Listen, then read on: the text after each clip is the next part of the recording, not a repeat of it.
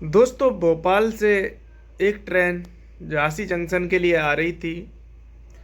उस ट्रेन में एक विनोद नाम का व्यक्ति होता है। वह व्यक्ति चाय बेचने का काम करता है। उसका जो कार्य था वो चाय बेचने का काम था।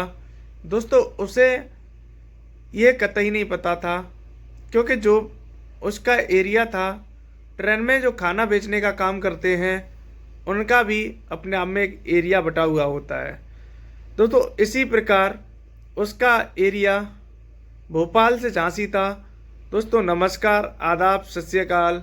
मैं पंकज कुमार, चर्चा विद पंकज पर आज एक ऐसी कहानी के साथ दोस्तों आप सुनेंगे और सुनकर आपके रोंगटे खड़े हो जाएंगे।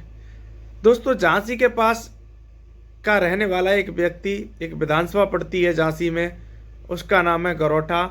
उस विधानसभा क्षेत्र का एक व्यक्ति है, उसका नाम है विनोद। दोस्तों, विनोद लगभग 2 साल कुछ महीने से ट्रेन में चाय बेचने का काम करता था। दोस्तों, जिस ठेकेदार के अंडर काम करता था, उस ठेकेदार के पास झांसी से भोपाल जाने वाली ट्रेनों का खाद्य सामग्री का ठेका था। वह झांसी से भोपाल जाने वाले ट्रेनों के डिब्बों में अपने व्यक्तियों से चाय और अन्य खाद्य सामग्री का क्रय विक्रय कराता था। दोस्तों, विनोद भी उसी के अंडर में काम करता था। दोस्तों, भोपाल तक वो चाय के लिए ट्रेन में जाता था। एक दिन भोपाल से ट्रेन में चाय बेचते हुए एक डिब्बे में जा रहा था। दोस्तों, जो विनोद था, विनोद की शादी झांसी की एक कॉलोनी वहाँ की रहने वाली बबीता से हो जाती है। और दोस्तों, विनोद को कहीं ना कहीं एक नशा की लत थी, और नशा की लत होने के कारण जो बबीता होती है वो विनोद को छोड़कर चली जाती है। क्योंकि दोस्तों, कहा जाता है कि नशा ये नाश कर देगा, फिरोगे दाने दाने को, कटोरा हाथ में होगा, कोई नहीं देगा खाने को। दोस्तों, जब विनोद को रविता पहले समझाती है, रविता के जो पिता होते हैं वो एक गवर्नमेंट 3rd क्लास के कर्मचारी होते हैं। तो वह रविता की शादी एक अच्छे परिवार में करना चाहते थे, मगर रविता विनोद के साथ लव मैरिज करती है। दोस्तों, जब रविता विनोद के साथ लव मैरिज करती है तो इसमें जो रविता के पिता होते हैं वो रविता की तरफ बिल्कुल भी ध्यान नहीं देते हैं। दोस्तों, जब विनोद पीने का आदी था और पीने से वो बिल्कुल भी नहीं मार रहा था।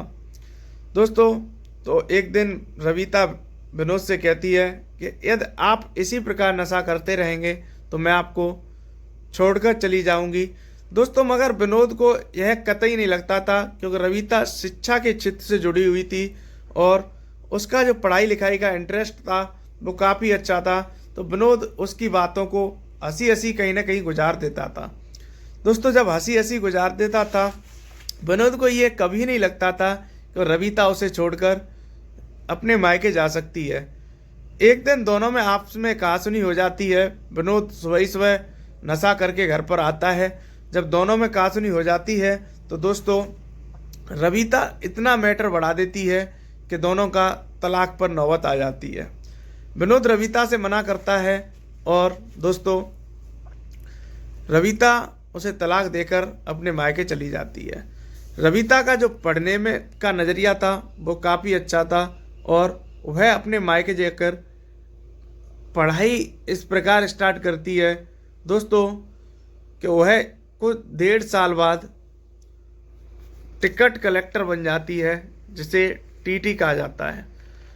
दोस्तों, जब वो टीटी बन जाती है और इधर विनोद की जो हालत होती है वो दिन पर दिन गिरती हुई जाती है, क्योंकि वो नशा का आदी हो चुका था, उसे नशे की लत लग चुकी थी। और दोस्तों, वह धीमे धीमे उसके पास जो ज़मीन होती है उस ज़मीन को भी गिरवी रखने लगता है, और कुछ समय देता है, उस समय पर नहीं छुड़ा पाता है तो कहीं ना कहीं जो साहूकार लोग होते हैं उसकी ज़मीन हड़प लेते हैं। उसका जो मकान होता है एक दिन वो भी बिक्री हो जाता है। दोस्तों, जब मकान भी बिक जाता है तो विनोद नशा का आदी था, उसे पैसों की ज़रूरत होती है, और उसके 2 मित्र होते हैं, उन दोनों मित्रों के पास जाता है। कहा जाता है दोस्तों, कभी कभी जो सच्चा मित्र होता है काम में आ जाता है। दोस्तों, उसमें से एक सच्चा मित्र उसका रवित था। रवित उसके काम आ जाता है और रवित उसकी जो नौकरी होती है वो ट्रेन में प्राइवेट तौर पर चाय बेचने वाले जो ठेकेदार होता है उसके अधीन लगवा देता है। दोस्तों जब उसकी नौकरी उसके अधीन लग जाती है तो चाय बेचकर और उसे रवित समझाता है कि भाई ये जो नशा है इस नशे से दूर हो तभी तू कुछ कर सकता है। दोस्तों जब नशे से वो अलग कर देता है और नशे की उससे मना कर देता है कि नशा ये नाश कर देगा, इससे दूर रहे, तो दोस्तों विनोद उसकी बात कहीं ना कहीं समझ में आ जाती है। रवित विनोद से कहता है कि नशे की वजह से तुझे तेरी पत्नी छोड़कर गई और नशे की वजह से धीमे धीमे तेरा परिवार तुझसे अलग हो गया। तो विनोद के मन में उसकी बातें कहीं ना कहीं आ जाती हैं। दोस्तों जब उसकी बातें विनोद के मन में आ जाती हैं तो विनोद नशा छोड़कर अपने काम पर ध्यान देने लगता है और दोस्तों उस ट्रेन में चाय का काम करने लगता है। दोस्तों एक दिन वह चाय बेचते हुए भोपाल से झांसी के लिए जा रहा था। उसी बीच एक स्टेशन पड़ता है। उस स्टेशन पर दोस्तों एक टिकट कलेक्टर रविता जो उसकी एक्स वाइफ थी, तलाकशुदा वाइफ थी, लगभग 4 साल पहले उसका रविता से तलाक हो चुका था और वो चढ़ती है। चढ़ने उसके चेहरे पर मास्क लगा हुआ था और चढ़ने के बाद वह देखती है और उस डिब्बे में सवारियों से टिकट लेकर टिकट चेक करना प्रारंभ कर देती है। दोस्तों ये विनोद को कतई पता नहीं था कि ये उसकी पत्नी है। और दोस्तों जब उस ट्रेन के डिब्बे में वो चाय बेचने की शुरुआत कर देता है और उधर रविता उसकी शक्ल की तरफ देखती है तो उसके मानो पैरों तले ज़मीन खिसक जाती है। दोस्तों वह टिकट कलेक्टर बन गई ये विनोद को बिल्कुल भी पता नहीं था, क्योंकि विनोद से उसका रिश्ता एक तरीक़ा से पूर्ण रूप से ख़त्म हो चुका था। क्योंकि दोस्तों विनोद की आदतों को देखकर वो विनोद से काफ़ी दूर जा चुकी थी।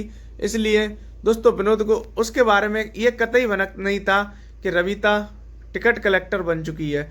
दोस्तों जब उस ट्रेन के डिब्बे में रविता चढ़ती है और रविता जब विनोद की हालत देखती है तो पहले तो उस ट्रेन की जो उसका सरकार उसे उस तनख्वाह दे रही थी वो है पूरा काम करती है।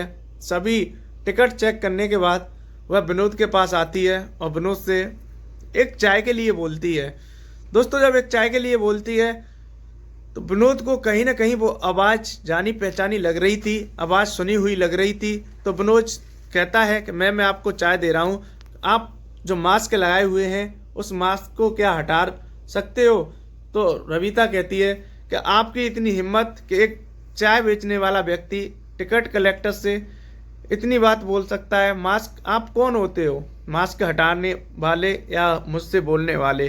तो दोस्तों विनोद कहता है मैम मैं आपकी जो आवाज़ है वो मुझे कहीं ना कहीं जानी पहचानी लग रही है, इसलिए मैंने आपसे बोला कि आप मास्क हटा सकती हैं क्या।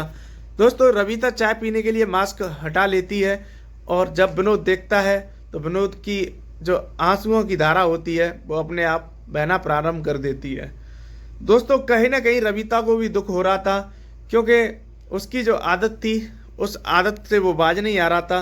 तो रविता पूछती है कि जो आपकी आदत थी नशे वाली वो क्या दूर हो गई या अभी भी आप नशा करते हैं। तो विनोद कहता है कि आपके जाने के बाद मेरा जो भी घर परिवार और मेरे पास जो भी संपत्ति थी वो सारी संपत्ति मेरी बर्बाद हो चुकी। मैं दोबारा से संपत्ति बना रहा हूँ, दोबारा से मेहनत कर रहा हूँ, मैं इस ट्रेन में चाय बेचने का काम करता हूँ। दोस्तों रविता के पैरों तले ज़मीन खिसक जाती है और रविता भी उसके सामने मायूस हो जाती है और रोने लगती है। दोस्तों उसके आंसू चलने लगते हैं। तो ट्रेन में जो भी सवारी होती हैं वो पूछने लगती हैं कि आप दोनों का ऐसा क्या रिश्ता है, एक चाय बेचने वाला और एक टिकट कलेक्टर जो रेलवे का अधिकारी होता है उसके समक्ष ऐसा क्या रिश्ता है कि दोनों के आंसू चल रहे हैं। दोस्तों वो उसकी तरफ निहारती है और वो उसकी तरफ निहारता है और निहार कर दोनों के आंसू आपस में चलते रहते हैं। दोस्तों जब दोनों के आपस में आंसू चलते हैं तो उसमें से यात्रीगण उन्हें समझाने की कोशिश करते हैं और समझाते हैं। दोस्तों रविता कहती है कि मैंने आपसे पहले ही मना किया था कि आप नशे की जो लत है उससे कहीं ना कहीं दूर हो जाओ, न मैं आपसे दूर हो जाऊंगी, तो मगर आपने मेरी बात एक भी नहीं मानी। दोस्तों जो रविता के पिता थे उनका नाम था सत्यप्रकाश। सत्यप्रकाश को जब पता लगता है कि उनका जो दामाद था उनकी वो ट्रेन में चाय बेचता है तो रविता अपने पिताजी से बोलती है कि पिताजी क्या मैं दोबारा उस घर में जा सकती हूँ? वो मेरे बगैर उस घर का सत्यानाश हो चुका है। वह व्यक्ति अब इतनी जो उसके अंदर नशे की लत थी वो कहीं ना कहीं दूर हो चुकी है और वो इतना हार्ड वर्क कर रहा है कि उस घर को दोबारा स्वर्ग बना सकता है। दोस्तों कहा जाता है कि महिला घर को स्वर्ग बना सकती है, तो इसलिए कहीं ना कहीं वो अपने पिताजी को रविता एग्जाम्पल देती है और पिताजी को समझाने के लिए बोल देती है, उधर उसे अपना नंबर दे देती है। तो दोस्तों विनोद रविता के पास कॉल करने लगता है और रविता से जो भी गलतियां होती हैं उनके बारे में क्षमा मांगने की कोशिश करता है और कहता है कि गलती इंसान से ही होती है। मेरे से, हाँ मैं मानता हूँ कि मेरे से गलती हुई है और मैं उस गलती का कहीं ना कहीं मुझे एहसास है। मेरा सारा परिवार छूट गया, नशे के चक्कर में मेरा जो भी संपत्ति थी वो गिरवी रख गई। दोस्तों रविता कहती है कि वो संपत्ति तो हम दोनों दोबारा बना लेंगे, मगर आप एक दृढ़ प्रतिज्ञा लें कि जीवन में कभी नशा नहीं करोगे। दोस्तों जब रविता उससे बोलती है तो विनोद स्पष्ट तरीका से लिखित में दे देता है कि मैं जीवन में कभी नशा नहीं करूंगा। तो दोस्तों रविता अपने पिता को समझाने की कोशिश करती है। पिता रविता से नाराज हो जाते हैं कि जब शादी की थी तभी मैंने मना किया था कि जो विनोद लड़का है वो आदत का ठीक नहीं लगता था मुझे, मगर तब खुद शादी करने के बाद खुद तलाक ले लिया, अपने निर्णय स्वयं ले लिए। अब फिर पछताओगी क्योंकि ये इसका जो नज़रिया है ये दोबारा नशा भी कर सकता है। दोस्तों जब सत्यप्रकाश ये रविता से बोलते हैं तो रविता सत्यप्रकाश की बात को इग्नोर कर देती है। उधर उसकी जो आंसू चलते हैं दोस्तों, उन आंसुओं का ध्यान रखते हुए उससे शादी के लिए हाँ कर देती है। दोबारा दोस्तों शादी के लिए जब हाँ कर देती है वो कहती है कि आप घर में जो वृद्ध पिताजी हैं, विनोद अपने माता पिता का इकलौता भाई, इकलौता लड़का था, इकलौती संतान थी, उसका ना तो कोई भाई था ना कोई बहन थी। इसलिए दोस्तों कुछ समय बाद दोनों आपस में मिलकर दोबारा शादी कर लेते हैं। दोस्तों यदि आप भी नशा करते हैं तो नशे से कहीं ना कहीं दूर रहें, क्योंकि किसी ने लिखा है कि नशा ये नाश कर देगा फिरोगे दाने दाने को, कटोरा हाथ में होगा कोई न देगा खाने को। दोस्तों यदि आपके पास है तो परिवार भी पूछेगा और आपके रिश्तेदार भी पूछेंगे, यदि आपके पास नहीं है तो न तो परिवार पूछेगा न रिश्तेदार पूछेगा। आपको ये मेरा वीडियो कैसा लगा कमेंट बॉक्स में कमेंट जरूर करके बताएं। यदि आपने मेरा चैनल सब्सक्राइब नहीं किया है तो चैनल को सब्सक्राइब करें। दोस्तों इस वीडियो बनाने का उद्देश्य किसी के दिल को ठेस पहुंचाना नहीं है, सिर्फ और सिर्फ आपको सतर्क करना है, क्योंकि दोस्तों सतर्क रहना ही समाज में अब अपने आप में एक महानता है। जय हिंद, जय भारत।